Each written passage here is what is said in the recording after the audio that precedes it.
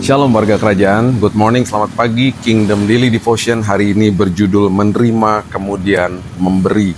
Diambil dari Lukas 19 ayatnya yang ke-6. Lalu Sakeus segera turun dan menerima Yesus dengan sukacita. Perhatikan kata menerima Yesus dengan sukacita. Ada dua perjumpaan Yesus dengan dua orang kaya. Dan dua orang ini mengalami dua pendekatan yang berbeda terhadap Yesus. Akibatnya menentukan sikap hati mereka. Di Lukas 18 ada seorang kaya yang bertanya kepada Yesus jalan menuju kepada keselamatan. Dia kemudian memulainya dengan penjelasan bagaimana ia begitu baik karena sudah melakukan hukum-hukum Taurat. Dia mengatakan bahwa ia tidak berzina, tidak membunuh, tidak mencuri. Dia merasa bahwa dia orang baik dengan melakukan semua peraturan-peraturan agama pada saat itu. Ketika Yesus akhirnya mengatakan untuk ia menjual semua miliknya dan ikut dia, pria kaya itu menolak. Mengapa? Karena hatinya tidak pernah dipenuhi oleh kasih karunia Tuhan. Dia hanya melakukan kewajiban agama yang menghalangi dia mengalami Yesus. Dia mulai hubungannya dengan Yesus dengan sebuah titik yang namanya memberi, bukan menerima. Perhatikan perbedaannya. Ini sangat bahaya ketika kita terus lakukan itu. Kita bisa burn out, bisa kecapean sendiri, bahkan menjadi hambar.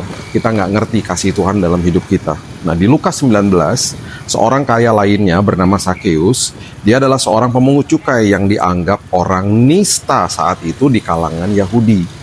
Saat dia mencari Yesus sampai naik ke atas pohon, dan ketika Yesus masuk dan menumpang di rumahnya, Alkitab mengatakan bahwa Sakeus menerima Yesus dengan hati yang bersukacita. Titiknya menerima dulu, bukan memberi.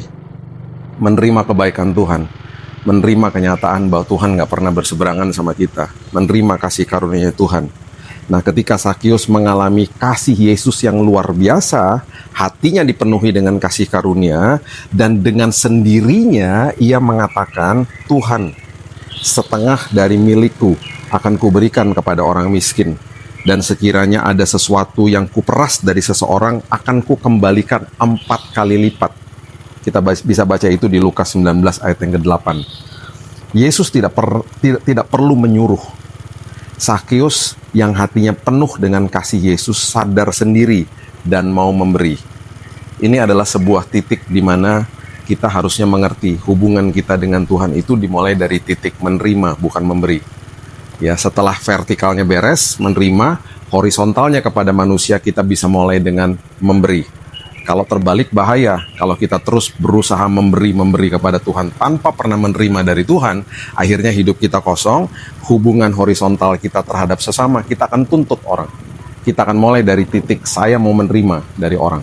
Itu bahaya, jadi vertikalnya menerima, horizontalnya memberi. Harus begitu alurnya, supaya hidup kita tidak stres. Hidup kita menjadi kado bagi orang lain. Menerima kado, jadi kado bagi orang lain.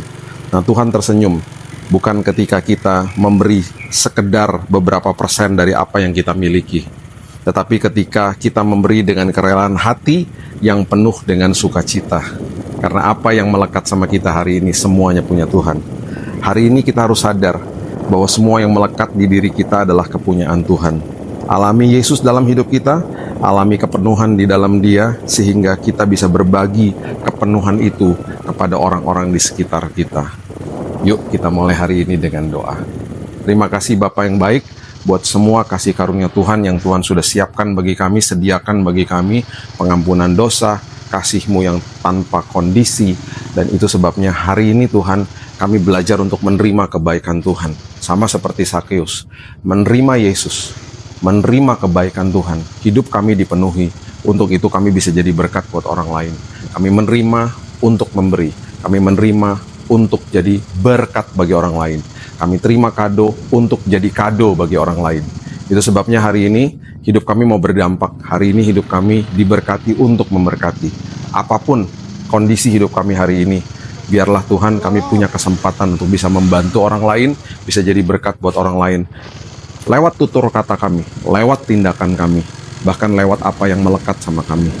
Bahkan kami bisa membagikan apa yang Tuhan titipkan dalam hidup kami untuk orang lain.